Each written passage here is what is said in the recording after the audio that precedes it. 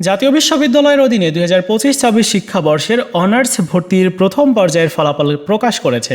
প্রথম পর্যায়ে তুমি কোনো কারণে সিলেক্ট হওনি, তুমি ভর্তি পরীক্ষায় তো উত্তীর্ণ হয়েছো, বাট তুমি প্রথম পর্যায়ে সিলেক্টেড হওনি।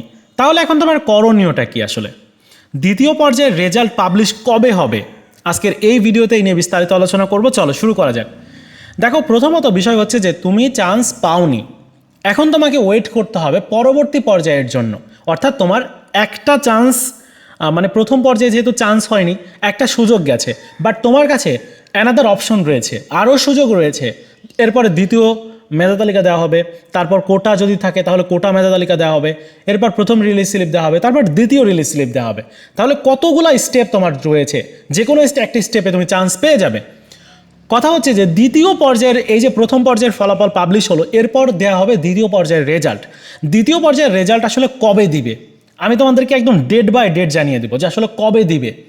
এখানে খেয়াল করো যে প্রত্যেকটা ভর্তির এই যে প্রথম পর্যায়ের ভর্তির প্রক্রিয়াটি, এটা কলেজ কর্তৃপক্ষ দিয়ে টোটাল ভর্তির প্রক্রিয়াটি আগামী 25 মে পর্যন্ত চলবে। আগামী 25 মে পর্যন্ত যেহেতু ভর্তির এই পুরো প্রক্রিয়াটি চলবে, তাই দ্বিতীয় পর্যায়ের যে রেজাল্ট সেটি পাবলিশ হবে। দেখা যাবে 25 তারিখে যদি সকল প্রক্রিয়া শেষ হয়ে যায়, তাহলে 2-1 দিনের মধ্যেই, মানে 26 অথবা 27 তারিখে, আগামী 26 অথবা 27 মে তোমাদের দ্বিতীয় পর্যায়ের রেজাল্ট পাবলিশ হয়ে যাবে।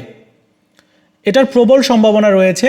আরও একটা সম্ভাবনা রয়েছে, অনেক সময় কলেজ কর্তৃপক্ষ যে পুরো কার্যক্রমটা রয়েছে, কলেজ যাদের ভর্তি নিশ্চয়ন করে দিবে সেই তারিখটা হচ্ছে 19 তারিখ, মানে 19 মে।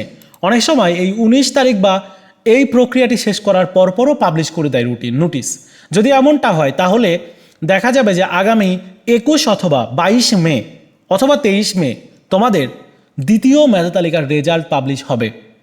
তোমরা প্রথম মেধা তালিকায় যেভাবে তোমার সুযোগ পাওয়ার সম্ভাবনা ছিল, এরকম দ্বিতীয় মেধা তালিকাও কিন্তু অনেক শিক্ষার্থী সিলেক্টেড হয়ে যাবে। কারণ দেখো, যারা জাতীয় বিশ্ববিদ্যালয়ে ভর্তি পরীক্ষা দিয়েছে তাদের মধ্যে সবাই যারা উত্তীর্ণ হয়েছে, অনেক শিক্ষার্থী উত্তীর্ণ হয়েছে এবং অ্যাভেলেবেল আসন আছে। অ্যাভেলেবেল আসন থাকার জন্য তোমাদের চান্স পাওয়াটা সহজ, যেহেতু তোমার কাছে অ্যাভেলেবেল অপশন আছে। সো তোমাদেরকে বলবো যে এখন টেনশন করার কোনো দরকার নাই। তুমি দ্বিতীয় পর্যায়ে তোমার চান্স পাওয়ার সুযোগ রয়েছে। আগামী 21 অথবা 22 মে দ্বিতীয় পর্যায়ের ফলাফল পাবলিশ হতে পারে। যদি সব থেকে বিলম্ব হয় তাহলে আগামী 26 অথবা 27 মে পর্যন্ত যেতে পারে। তবে আমার যতটুকু মনে হচ্ছে যে 22 অথবা 23 তারিখের মধ্যে, 22-23 তারিখের মধ্যেই তোমাদের দ্বিতীয় পর্যায়ের রেজাল্ট পাবলিশ হয়ে যাবে। গত বছর ওইরকমই হয়েছিল বা আগের বছরগুলোতে ওইরকমই হয়েছে।